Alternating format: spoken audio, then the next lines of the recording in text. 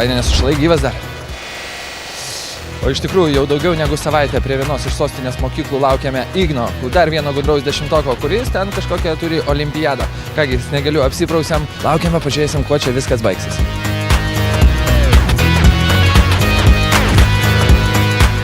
Man atrodo, jis, Vaidai, bėgam, Vaidai.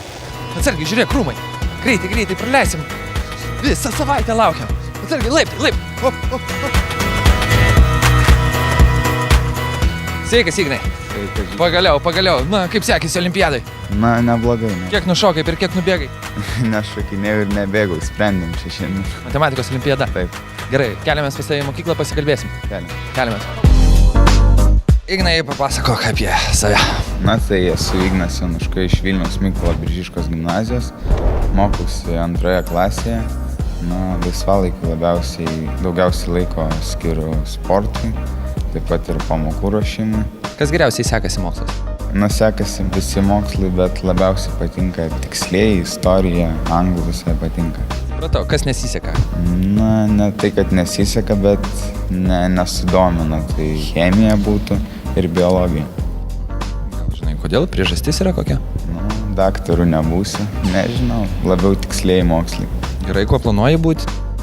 Nu, kuo būsiu, dar nežinau, bet labiausiai norėčiau, kad tas darbas patiktų ir ne per prievartą įdo kaip į šventę. Nervuoja tave tas žmogus su kamera? Kalbiname Igno bendraklasius. Na, koks yra Ignas? Na, Ignas iš tiesų yra labai protingas vaikas. Žiauriai juokingas, visą laiką prajuokina. Tik, žinoma, jo juokus reikia suprasti, nes nėra tokie buki. Kaip šiaip, kaip vaikinas, nieko toks? Nu, solidus. Ignas gabus matematikas, fizikas. Jis labai gabus visur, ypač dailė. Taip, tai Ignas yra vislaik čempionas, vislaik laimim. Jis tiesiog visuomet besišypsantis, savų tikslų siekiantis žmogus. Tai knygas? Na, ne vienas iš pagrindinių laisvalaikio praleidimo būdų, bet jeigu reikia, tai perskaityti. Čia tavo talismanas ar čia kažkas susijęs su laisvalaikiu? Na, čia laisvalaikio vienas iš praleidimo būdų, tai rankinį žaidžiu. Kodėl rankinį? Kažkaip ir tėtis žaidė jaunystėje ir šiaip pasiūlė mokytoja buvusi nueiti pasiūlė, tai susidomėjau ir užkibau. Ignas yra ypatinga asmenybė, net neįtikėtina, kiek vienas žmogus gali savie talpinti žodžio geras. Jis yra geras mokinys, geras auklėtinis, geras matematikas, geras klasiokas, geras draugas, geras sūnus, geras brolis. Vienu žodžiu, geras žmogus. Kągi, mes keliaujam pas Austėją, gal norėjai ką nors perduoti? Na, pasitikrinsim jėgas finale. Gerai, Vaidai, viskas. Važiuojam į Uteną, neaišku, dar Austėjos, kiek reikės laukti prie mokyklos. Greitai, kiek aš tave galiu raginti. Atsargiai, nepaslys.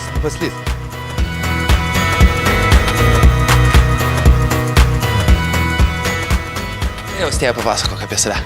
Na, esu Austėja, Kaišiadorių rajono Algirdo Brazausko gimnazijos 2 klasės gimnazistė. Laisvalaikiu šiek tiek rašau, taip pat įstojau į Nacionalinės moksleivių akademijos biochemijos sekciją. Kaip atsiradai Nacionalinė moksleivių akademija? Na, tai dalyvauti iš tikrųjų paskatino jūsų laidą. Wow!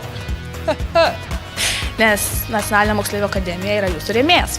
Susižavėjau, taip pat paskatino draugai, tėvai, praėjau atrankas ir pakliuvau ir labai džiaugiuosi tuo. Taip pat laisvalaikiu mėgstu būti su draugais, skaityti knygas. Labai patinka Remarko knygos, labai susižavėjau. Remarko gražiausia knyga, tai įdomiausia. Labai sunkus klausimas, nes visos patiko. Tiek Naktis Lisabonoje, tiek Vakarų fronte nieko naujo. Iš tikrųjų sužavėjo jo rašymas. Domiesi muziką? Klausais muzikos? Klausausi muzikos. Iš tikrųjų savo laisvalaikį neįsivaizduoju be grojančio kompiuterio ar ausinuko. Ką klausai? Tai klausau Maroon 5, Adelės, taip pat The Fray, The Script. Okay. Kalbinama Austėjos auklėtoja. Apie Austėją galima pasakyti labai daug gerų žodžių. Tai yra pareiginga, kultūringa, be galo darbšti ir atsakinga, linksma, nuoširdi, mokanti bendrauti. Ji tikra klasės lyderė. Apie svajones pakalbėkim. Turi? Tai aišku turiu. Viena iš tokių svajonių yra nukeliauti į Ispaniją. Tam net pasiryžau išmokti pati ispanų kalbą. Pati Tai va, taip pat, nežinau, norėčiau gerą, gražų gyvenimą nugyventi, kad netektų savo ten anūkams pasakoti, dariau tą, dariau aną, dariau aną.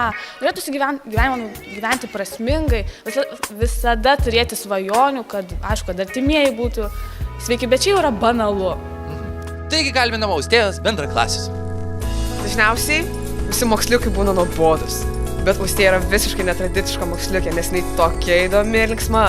Kai Austėja juokiasi, aidi visas koridorius. Kadangi mano spaudimas jau peržengė visas ribas, todėl pasakysiu trumpai, Austėja yra ne tik puikiai draugė, ne tik žavios šypsenos savininkė, bet ir mano kaimynė. Oho! Tai ar Austėja varo gerai? Gerai!